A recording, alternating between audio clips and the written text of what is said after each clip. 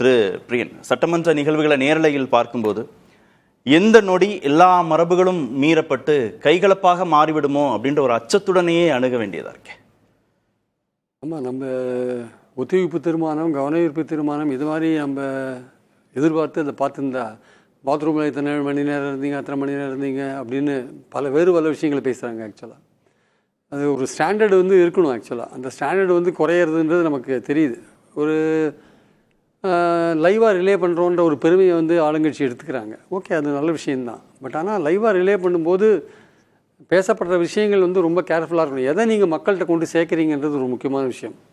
இதுவரையும் மக்கள் லைவாக பார்க்காதே இருந்தாங்க, இப்போ பார்க்குறாங்க அப்படின்ற போது நம்ம ஓட்டு போட்டு தேர்ந்தெடுக்கப்பட்ட அந்த எம்எல்ஏக்கள் அல்லது எம்எல்ஏக்கள் அமைச்சர்களானவங்க எப்படி பேசுகிறாங்க, ஈவன் எதிர்கட்சிகளுக்கும் சேர்த்து தான் சொல்கிறேன், எப்படி பேசுகிறாங்கன்ற ஒரு விஷயம் இருக்குது.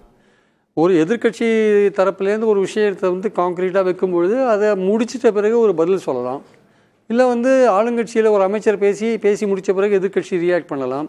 ஸோ இந்த மாதிரி விஷயங்கள்லாம் கடந்த காலங்களில் பல முறை நடந்திருக்கிறத நம்ம பார்க்குறோம். நம்ம கடந்த கால சட்டமன்றங்களில் ஒரு நெகட்டிவான விஷயங்களும் நிறையா நடந்திருக்கிறத நம்ம இருக்கிறதுக்கு இல்லை. அதே சமயம் நல்ல விஷயங்களும் நிறையா நடந்திருக்கிறதையும் நம்ம பார்க்குறோம். நம்ம என்ன வேறுபாடாக பார்க்குறீங்க அதிமுக திமுக சட்டமன்றத்தில் இருந்ததுக்கும் இப்போது தாவேகா அரசு பொறுப்பேற்ற பிறகு தாவேகா திமுக அதிமுக இவங்கெல்லாம் சட்டமன்றத்தில் இருக்கிறதுக்கும் என்ன வேறுபாடா? திமுக அதிமுகன்றது அந்த கட்சியோட தலைவர்கள் ஒன்றாகவே அரசியலில் பயணப்பட்டு வந்தவங்க. ஆக்சுவலாக அவங்களுக்குள்ள அரசியல் ரீதியான ஒரு எதிர் முகாமில் ஒரு பல சமயங்களில் ரொம்ப காத்திரமாக ரொம்ப வேகமாக எதிர்ப்புகளெல்லாம் காமிச்சா கூட அவங்களுக்குள்ள ஒரு நுட்பமான ஒரு நட்பு இருந்தது. ஆக்சுவலாக அது வெளிப்படையாகவே பல இடங்களில் அது தெரிஞ்சிருக்கிறது நம்ம பார்க்குறோம்.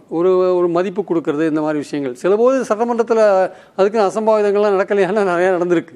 அதிமுக திமுக பிளவின் போதெல்லாம் நடந்திருக்கு. அப்புறம் ஈவன் ஜெயலலிதா காலத்தில் பட்ஜெட் விஷயங்கள்லாம் போதெல்லாம் நடந்திருக்கு. நான் அதெல்லாம் மறுக்கல. தனிமனித தாக்குதல்கள் நடந்திருக்கு, நான் இல்லைன்னு மறுக்கலை. ஆனால் அதையும் தாண்டி அதில் ஒரு கண்ணியம் இருந்தது. ஒரு ரெண்டு தலைவர்களுக்கு நடுவில் ஒரு நுட்பமான ஒரு நட்பு இருந்ததை நம்ம பார்க்குறோம். ஒரு சமயத்தில் ஒரு ஒத்திவைப்பு தீர்மானத்தில் கலைஞர் பேச ஆரம்பிக்கிறார். அப்போ நாஞ்சிலார் அவை முன்னவராக இருக்கார். அவர் சொல்கிறார், கலைஞர் சொல்கிறாரு, எம்ஜிஆருக்கு வேற ஒரு ப்ரோக்ராம் இருக்குது. எப்படி அன்றைக்கி இந்தியா டுடே ப்ரோக்ராமில் கலந்துட்டாரோ நம்ம முதல்வர், அங்கே அவரோட சட்டம் ஒழுங்கு பிரச்சனையை பற்றி தான் பேசுகிறாங்க. ஆனால் அவர் இந்தியா டுடே கான்க்ளேவில் கலந்துட்டார். அன்றைக்கி இதே மாதிரி ஒரு பிரச்சனையில் எம்ஜிஆர் வெளியில் ஒரு முக்கியமான நிகழ்ச்சி. கலைஞர் சொல்கிறாரு, இந்த ஒத்திவைப்பு தீர்மானத்தை நான் பேசும்போது அவர் கேட்கணும், சிஎம் கேட்கணும், அவை முன்னவர் பதில் சொன்னால் சரியாக இருக்காது. எம்ஜிஆர் ப்ரோக்ராமை கேன்சல் பண்ணிட்டு வந்துட்டார் அசம்பிளிக்கு. கலைஞர் இந்த மாதிரி சொன்னது கேள்விப்பட்டேன். அவருக்கு தகவல் போன உடனே அவர் இமீடியட்டாக வர்றாரு. அவர் அந்த பரஸ்பர மரியாதை உட்கார்றாரு, உட்காந்து பேசுகிறார். ஸோ அந்த மாதிரி இருக்கும்போது இந்த மாதிரி விஷயங்கள்லாம் ஒரு இப்போ இன்றைக்கி காரை பற்றி பிரமாதமாக பேசுகிறாங்க, கார் கொடுக்குறத பற்றிலாம். அன்றைக்கி பிடி சரஸ்வதினு ஒரு அமைச்சர் இருந்தாங்க. அந்த அமைச்சரோட கவர்மெண்ட்டுடைய காரில் அந்த அமைச்சருடைய அம்மா ட்ராவல் பண்ணிட்டாங்க பாதுகாப்பாளரோட, செக்யூரிட்டியோட. அதை ஃபோட்டோ எடுத்து எதிர்கட்சியான திமுக காமிக்கும். உடனே எம்ஜிஆர் அந்த அம்மாவையே அசம்பிளியில் விளக்கம் கொடுக்க சொன்னார். அந்த அமைச்சரையே, எங்கள் அம்மா வயசான அம்மா தெரியாதனமாக அதை பயன்படுத்திட்டாங்க, இன்னைக்கு உங்கள் கொடுக்குற காரெல்லாம் எப்படி பயன்படுத்த போகிறாங்கன்னு தெரியல, அதுக்கு யார் தார்மீக பொறுப்பெடுத்துக்க போகிறாங்கன்னு நமக்கு தெரியல.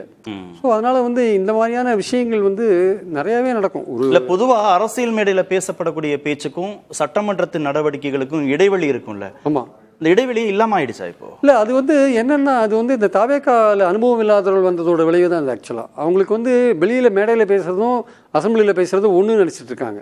டக்குன்னு எடுத்த உடனே செந்தில் பாலாஜி வரிசையாக ஒரு விஷயத்தை பேசிட்டு வர்றாரு, அதுக்கு நீங்கள் முடிச்ச உடனே பதில் சொல்லலாம். நடுவில் இடையில கரூர் கம்பெனி ஏன் பேசுகிறீங்க?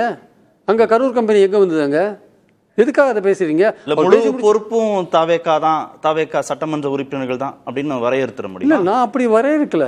நீங்கள் ஒரு உறுப்பினர் பேசுகிறாருன்னா தேவையில்லை. ரேஷன் அரிசியை பற்றி பேசிகிட்டு இருக்கீங்க, ரேஷன் அரிசி தான் நான் சாப்பிட்றேன்னு நேரு சொல்கிறாரு, டயபெட்டிஸ் போக்குன்றாரு. டக்குன்னு உள்ளே சிங்கப்பூருக்கு ஏன் போகிறீங்க இப்போது ட்ரீட்மெண்ட்டுக்கு, நம்ம நாட்டிலேயே அரசாங்க ஆஸ்பத்திரி இல்லையான்னு ஒன்று வேறு அட்டாக் பண்ணுறீங்க. பாத்ரூமில் போய் பூந்துட்டாருன்னு உதயநிதி அட்டாக் பண்ணுறீங்க நீங்கள். ஸோ இதெல்லாம் எதை காமிக்குது? ஆக்சுவலாக ஆரோக்கியமான விவாதங்கள் இருக்கணுன்றதான விஷயம், அடிப்படையான ஒரு விஷயம். நாஞ்சில் வின்சென்ட்னு ஒரு ஏடிஎம்கே எம்எல்ஏ இருந்தாருங்க. அவருக்கு ஒரு தகவல் வருது. அந்த தகவல் ரொம்ப ரொம்ப ஆதாரத்தோடு தான் அவருக்கு வருது. அதாவது இன்டெலிஜென்ஸ், போலீஸ் இன்டெலிஜென்ஸில் சீக்ரெட் ஃபண்ட்ஸ்ன்னு இருக்கும். அந்த சீக்ரெட் ஃபண்ட்ஸை எப்படி வேணால் யூஸ் பண்ணலாம், அதுக்கு ஆடிட்டிங் கூட கிடையாது. அந்த பணத்தை கலைஞர் அவர்கள் ஆட்சியில் இருந்தபோது அவங்க அவங்க ஏதோ ஒரு வகையில் அவங்க அதன் மூலமாக லாபம் அடைந்தார்கள்ன்ற மாதிரியான ஒரு குற்றச்சாட்டை, ரொம்ப முக்கியமான குற்றச்சாட்டை நாஞ்சில் வின்சென்ட் வைக்கிறார் அசம்பிளியில். எல்லாம் சபையே அதிருது. 28 வயசு நாஞ்சில் வின்சென்ட் அதை விற்கும்போது கலைஞருக்கு கோபம் வருது. ஒரு மாணவன் வந்து இப்போ எம்எல்ஏ வந்திருக்கார், அவரை விட்டு நீங்கள் என்ன அசிங்கப்படுத்துறீங்கன்ற மாதிரி ஒரு பேசுகிறாரு, நினைக்கிறாரு, எழுந்து பேசுகிறார். முதல்வர் இருக்கார், எம்ஜிஆர் இருக்கார், அங்கே முன்வாதி ஸ்பீக்கராக இருக்கார். அவர் வந்து எங்கிட்ட ஆதாரம் இருக்குன்னு ஆதாரபூர்வமாக பேசுகிறார். அவர் உடனே வந்து எம்ஜிஆரை பார்க்குறாங்க. எம்ஜிஆர் முன்வாதி என்ன பண்ணுறதுன்னு தெரியாமல் இருக்கார். எம்ஜிஆர் எழுந்து சொல்கிறார், இந்த விஷயத்தை அவை குறிப்பிலேருந்து நீக்குங்க அப்படின்றார். இது வந்து இது ஒத்துக்க முடியாது, இதை நீக்குங்கன்றார். நீக்கிட்ட பிறகு அதுக்கப்புறம் சபை முடிஞ்ச பிறகு அந்த உறுப்பினரை கூப்பிட்டு, கலைஞரை பற்றி நீங்கள் அப்படி பேசக்கூடாது, எதாக இருந்தாலுமே வந்து இது வந்து ரொம்ப சீரியஸான விஷயம் அது வந்து அப்படின்னு சொல்லிட்டு அவர் வந்து சொல்கிறார். ஸோ இந்த மாதிரி பல விஷயங்கள் இருக்குது. இந்த மாதிரி ஒரு அந்த காலத்தில் நீங்கள் அதிமுக திமுகன்றதுனால அவங்களுக்குள்ள இருந்த அந்த நட்புணர்வு இருக்குல்ல, அதையும் தாண்டின ஒரு நட்புணர்வு இருக்குல்ல, அதனால வந்து அந்த எல்லை மீறாம பாத்துக்கிட்டாங்களா? பார்த்துட்டாங்க. சில சமயங்கள் அவங்களையும் எல்லை மீறி சில விஷயங்கள்லாம் நடந்ததுன்றதை நான் மறுக்கிறதுக்கு இல்லை. உடனே நான் இப்படி பேசினோடனே வேறு பல விஷயத்தை கோட் பண்ணுவாங்க சில பேர். அதுவும் நடந்ததுன்றதை நான் மறுக்கிறதுக்கு இல்லை, அதுவும் நடந்ததுன்றதா உண்மை. அதையும் தாண்டி ஒரு மென்மையான ஒரு நட்பு அங்கே போனதை நம்ம பார்த்தோம். நம்ம ஆக்சுவலா அது இங்கே இல்லை. இங்க என்ன காரணம் இருக்கு? ஏன்னா இவங்களே புதுசா இருக்காங்க எல்லாருமே. அது அவங்க திமுகவோட இவங்க இருக்கிறதுக்கான வாய்ப்பு இல்லை.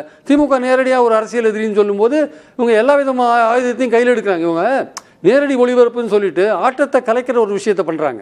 அசம்பிளியில் ஒரு நியாயமான விவாதங்கள் நடக்கிறதுக்கு பதிலாக ஏதோ ஒன்றத்தை பேசி ஆட்டத்தை கலைக்கிறது. ஆட்டத்தை கலைச்சி அது மக்களுக்கு வேற விதமாக போய் சேருது. திமுக பற்றியா அப்படின்ற மாதிரி திமுகவை எக்ஸ்போஸ் பண்ணுறது. திமுக எக்ஸ்போஸ் பண்ணுங்க, நீங்கள் ஊழல் வழக்கு போடுங்க, ஃபைல் இருக்குன்னு சொல்லாதீங்க, ஊழல் வழக்கெல்லாம் போடுங்க, அதெல்லாம் வேற விஷயம். நேற்று நம்ம பேசினோம்ல, இன்னைக்கு தான் உதயநிதி கொஞ்சம் ரோஷம் வந்திருக்குன்னு நினைக்கிறேன். அவர் அதை பேசியிருக்கார். உடனே நீங்கள் போடுங்க, நான் ரெடியாக இருக்கேன், வழக்கெல்லாம் போடுங்கன்றார். அது மாதிரி நீங்கள் ஆளுங்கட்சி வழக்கெல்லாம் போடட்டும், அதெல்லாம் வேண்டாம்னு சொல்லவே இல்லை. ஆனால் இதெல்லாம் தாண்டி அசம்பிளியில் வந்து ரெண்டு பேரும் வந்து கன்ஸ்ட்ரக்டிவாக ஒரு ஆக்கப்பூர்வமான விவாதங்களை வைக்க வேண்டிய அவசியம் இருக்குது. தனிப்பட்ட முறையில் பேச வேண்டிய அவசியம் இல்லைன்னு நினைக்கிறேன்.